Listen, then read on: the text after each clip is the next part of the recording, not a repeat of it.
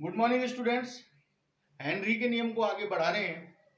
Henry के नियम में हमने उस दिन पढ़ा था कि मान लीजिए किसी द्रव विलायक में कोई गैस घुली हुई है जिसकी मात्रा m है और उस गैस पर लगा दाब P है। तो हमने पढ़ा था कि गैस की घुली हुई मात्रा m गैस पर डाले गए दाब के समानुपाती होती है, यानी m is proportional to P और m बराबर KH इंटू P, ये हमने पढ़ा था। यहाँ KH जो है वो हेनरी नियतांक है, हेनरी नियतांक। इतना हम पढ़ चुके थे, पर इस नियम को हम दूसरे तरीके से भी व्यक्त करते हैं। लेकिन उसके लिए क्या परिस्थिति होती है कि मान लीजिए किसी द्रव विलायक में तीन प्रकार की गैसें तीन नहीं कितनी भी गैसें हो सकती हैं, विभिन्न प्रकार की गैसें, जैसे हम मान लेते हैं A gas, B gas, C gas, तीन प्रकार की गैसें घुली हुई हैं और A के मोल भिन्न इसके अंदर XA हैं, B के मोल भिन्न इसके अंदर XB हैं, C के मोल भिन्न इसके अंदर XC हैं। यहाँ A का आंशिक दाब PA है, B का आंशिक दाब PB है, C का आंशिक दाब PC है। ये आंशिक दाब जब व्यक्त करते हैं जब एक से ज्यादा गैसें होती हैं। अलग अलग गैसों पर लगने वाला दाब है ये आंशिक दाब। A पर लगने वाला PA, B पर लगने वाला PB, C पर लगने वाला PC। अगर ये परिस्थिति हो तो फिर हेनरी के नियम में थोड़ा सा बदलाव करते हैं। वहां गैस की घुली हुई मात्रा m के स्थान पर हम मोल भिन्न x प्रयुक्त करेंगे और दाब P के स्थान पर आंशिक दाब प्रयुक्त करेंगे। बस ये हमें ध्यान रखना है। यहाँ हेनरी के नियम में थोड़ा सा बदलाव आता है। यानी ऐसी स्थिति में हेनरी के नियम का जो नया कथन बन जाता है वो ये है, यदि विभिन्न प्रकार की गैसें किसी द्रव विलायक में घुली हो तो किसी गैस का घुला हुआ मोल भिन्न x उस गैस के आंशिक दाब P के समानुपाती होगा। ये अंतर आ गया है बस हेनरी के नियम में। पहले गैस की घुली हुई मात्रा गैस पर लगे दाब के समानुपाती थी, लेकिन इस परिस्थिति में गैस के घुले हुए मोल भिन्न गैस पर लगे आंशिक दाब के समानुपाती होगा। जैसे A के मोल भिन्न XA किसके समानुपाती? A के आंशिक दाब PA के। B के मोल भिन्न XB किसके समानुपाती? B के आंशिक दाब P के। C के मोल भिन्न किसके समानुपाती? C के आंशिक दाब PC के।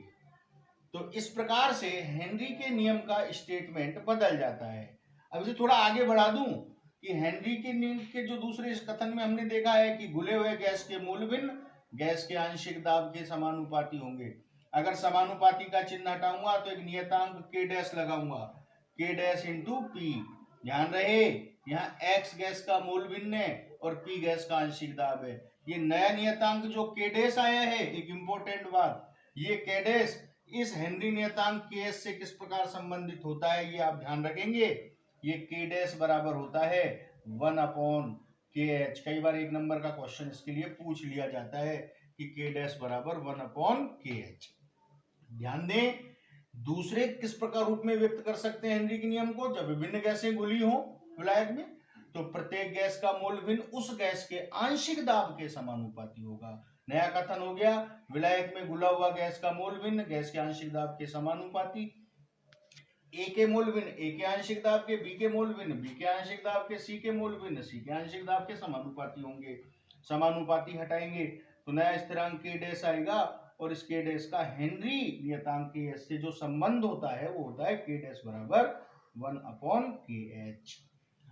इसके बाद हेनरी के नियम में आती हैं हेनरी के नियम की सीमाएं। आगे हम पढ़ रहे हैं हेनरी के नियम की सीमाएं, लिमिटेशंस। सीमाओं का मतलब यह है ऐसी क्या परिस्थितियां हो सकती हैं कि जब हेनरी का नियम लागू नहीं होगा। देखिए, सबसे पहली परिस्थिति क्या हो सकती है कि यदि गैस विलायक के साथ क्रिया कर ले, क्रिया कर ले। देखिए, मान लीजिए जैसे कि हम HCl को जल में घोल रहे हैं। अब HCl को जब आप जल में घोलोगे तो ये तो HCl जल में आयनित हो जाएगा और इजीली H3O प्लस और Cl माइनस बना लेगा। तो HCl को जल में घोलने पर वो आसानी से जल में घुल जाएगी। तो यह दाब की आवश्यकता कहाँ है? दाब आप बढ़ाए चाहे ना बढ़ाए, HCl जल में आसानी से बिना दाब के घुल जाएगी। जबकि हेनरी के नियम में क्या है कि दाब बढ़ाने पर गैस द्रव में घुलती है, उसकी विलेयता बढ़ती है, पर यहाँ तो बिना दाब के HCl जल में घुल रही है। अर्थात ऐसी परिस्थिति जब गैस विलायक के साथ क्रिया कर ले सीधे, तो वहां हेनरी का नियम लागू नहीं होगा, वहां दाब की आवश्यकता नहीं है। अब सपोज कीजिए आप ऑक्सीजन को जल में घोल रहे हैं या CO2 को जल में घोल रहे हैं, तो वो जल के साथ आसानी से क्रिया नहीं करती हैं, तो उनको घोलने के लिए वहां दाब की आवश्यकता होती है, इसलिए वहां हेनरी का नियम लागू होता है। दूसरी परिस्थिति क्या है कि ताप अत्यधिक निम्न नहीं होना चाहिए। ताप अत्यधिक निम्न नहीं होना चाहिए, होना चाहिए। देखिए, अगर ताप अत्यधिक निम्न है तो गैस तो बिना दाब के प्रभाव के घुलने लग जाएगी। गैस आसानी से द्रवित होगी, आसानी से उसकी विलेयता बढ़ जाएगी या आसानी से द्रव में घुलने लग जाएगी। तो ताप अगर अत्यधिक निम्न होगा तो वहां दाब के प्रभाव की आवश्यकता नहीं है, गैस आसानी से स्वतः ही घुलने लग जाएगी। इसलिए ऐसी परिस्थिति में भी हेनरी का नियम लागू नहीं होगा। और इसी प्रकार तीसरी परिस्थिति है, दाब अत्यधिक उच्च नहीं होना चाहिए। दाब अत्यधिक उच्च नहीं होना चाहिए। अगर दाब अत्यधिक उच्च होगा तो गैस तो स्वतः ही अपने आप घुल जाएगी, उसके बाद आप कितना भी दाब बढ़ाएं उसका कोई प्रभाव नहीं होगा, क्योंकि शुरुआती प्रारंभिक अवस्था में अगर अत्यधिक उच्च दाब होगा तो गैस जितनी उसको घुलनी होगी वो स्वतः ही पहले ही घुल जाएगी। उसके बाद आप कितना भी दाब बढ़ाएं, दाब बढ़ाने पर गैस की द्रव में विलेयता नहीं बढ़ेगी। ऐसी परिस्थिति में भी हेनरी का नियम लागू नहीं होगा। ये तीन परिस्थितियां हैं जिनमें हेनरी का नियम लागू नहीं होता है। अब हम बात करते हैं हेनरी के नियम के उपयोग। हेनरी के नियम के उपयोग में से एक प्रश्न बोर्ड में कई बार पूछ लिया जाता है, मैं बहुत शीघ्रता से बता देता हूं। पहला उपयोग सोडा वाटर बनाने में। जैसा कि आप लोग जानते हैं कि सोडा वाटर बनाने में जल में CO2 को घोलने के लिए दाब हमें बढ़ाना पड़ता है, तो आसानी से CO2 जो है वो जल में घुल जाती है। दूसरा बड़ा इंपॉर्टेंट जो है उपयोग, जो पहाड़ी क्षेत्र ऊंचे स्थान पर जो लोग रहते हैं वहां वायुमंडलीय दाब कम होता है।